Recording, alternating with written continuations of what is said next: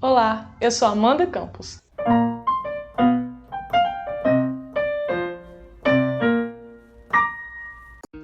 E aí, pessoal, como é que vocês estão? Espero que bem. No vídeo de hoje eu vou desenhar nada mais nada menos do que o rei do Baião, Luiz Gonzaga do Nascimento, que nasceu no dia 13 de dezembro de 1912, numa casa de barro batido na fazenda Caiçara, povoado de Araripe, a 12 quilômetros da área urbana do município de Exu, extremo noroeste do estado do Pernambuco. Luiz Gonzaga foi o segundo filho de Ana Batista de Jesus Gonzaga dos Santos, conhecida na região por Mãe Santana, e oitavo de Januário José dos Santos do Nascimento, um roceiro e sanfoneiro.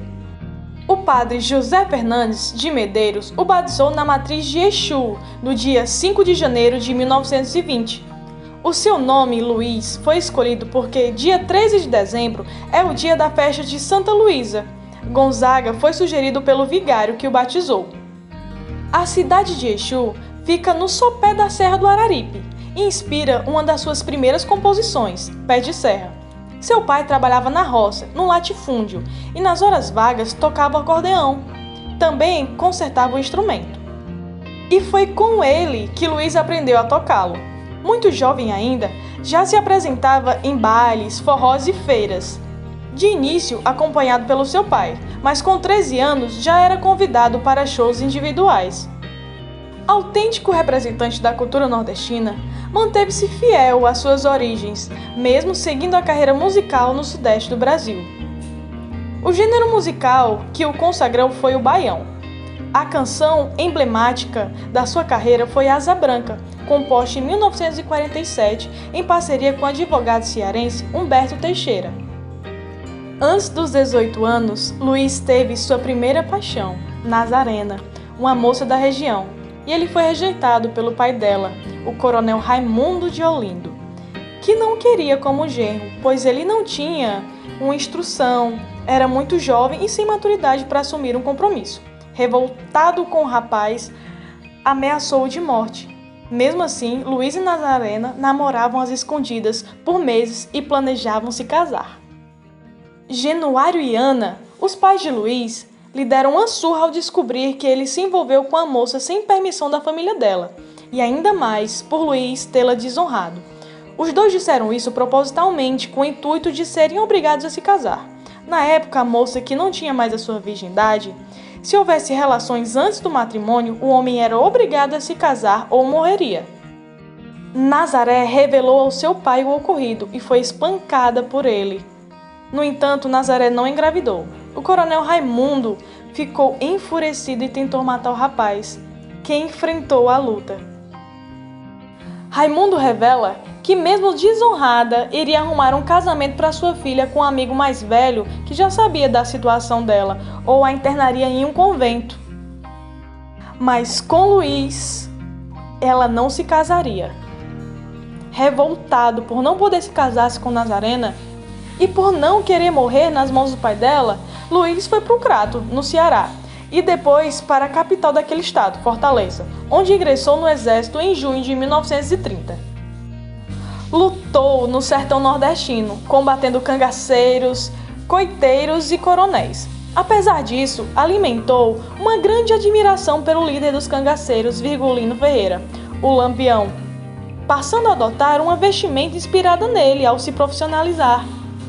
Durante 9 anos viajou por vários estados brasileiros, como soldado, sem dar notícias à família. Em agosto de 1932, foi para Belo Horizonte, onde ficou por 4 meses. Neste mesmo ano, mudou-se para Juiz de Fora, onde viveu por 5 anos e teve a oportunidade de aprimorar sua habilidade na sanfona. Em seguida, foi para Ouro Fino, também em Minas Gerais, onde permaneceu por 2 anos. Deu baixa em 27 de março de 1939, no Rio de Janeiro. Antes de ser o rei do Baião, conheceu Domingos Ambrósio, também soldado e conhecido na região por sua habilidade com o acordeão. A partir daí, começou a se interessar pela área musical. Depois da baixa do exército, Luiz pretendia voltar a Recife de navio, porém recebeu ordens para permanecer no Rio de Janeiro até que a viagem ainda sem data acontecesse. Passava o tempo no quartel limpando e tocando sanfona.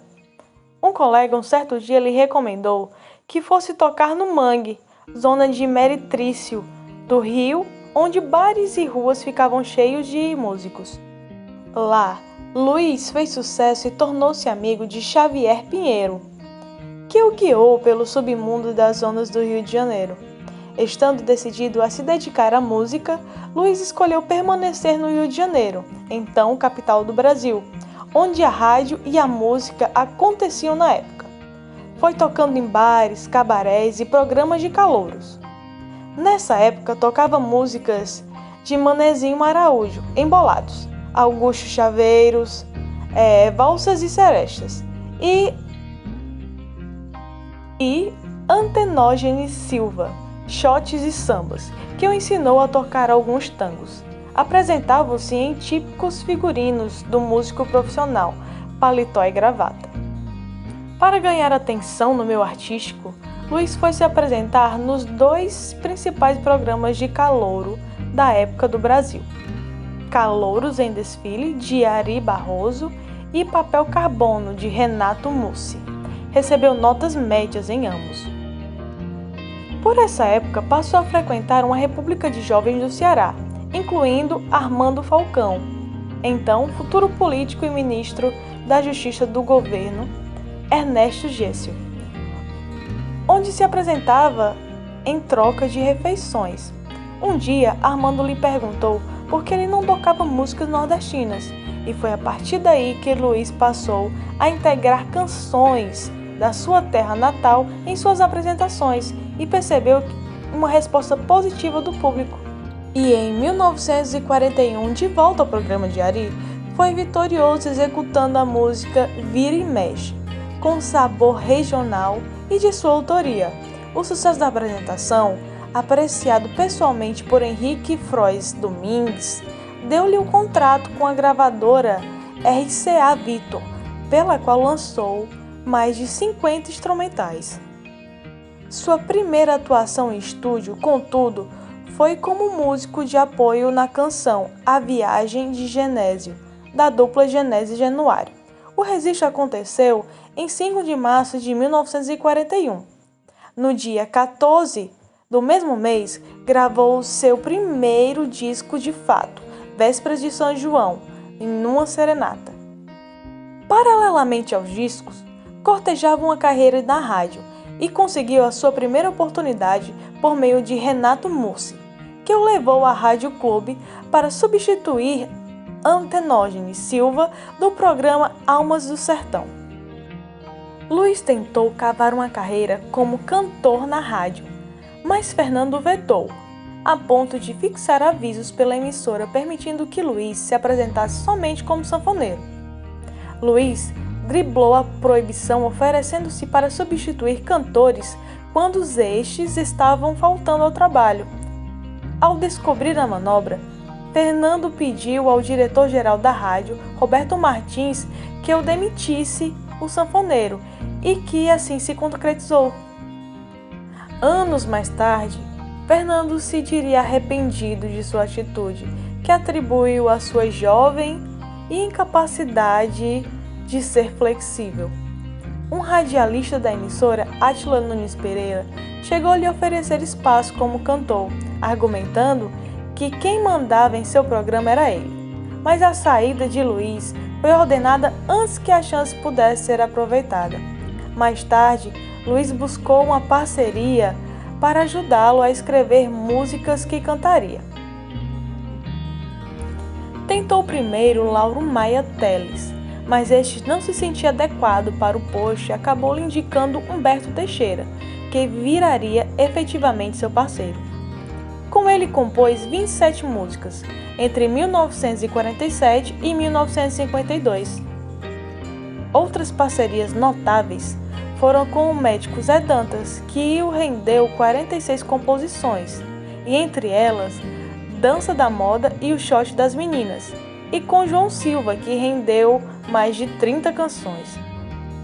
Luiz traçava também uma carreira em cassinos, Apresentou-se no Cassino da Urca e realizou temporada de 45 dias no Cassino AU, Curitiba, no estado do Paraná.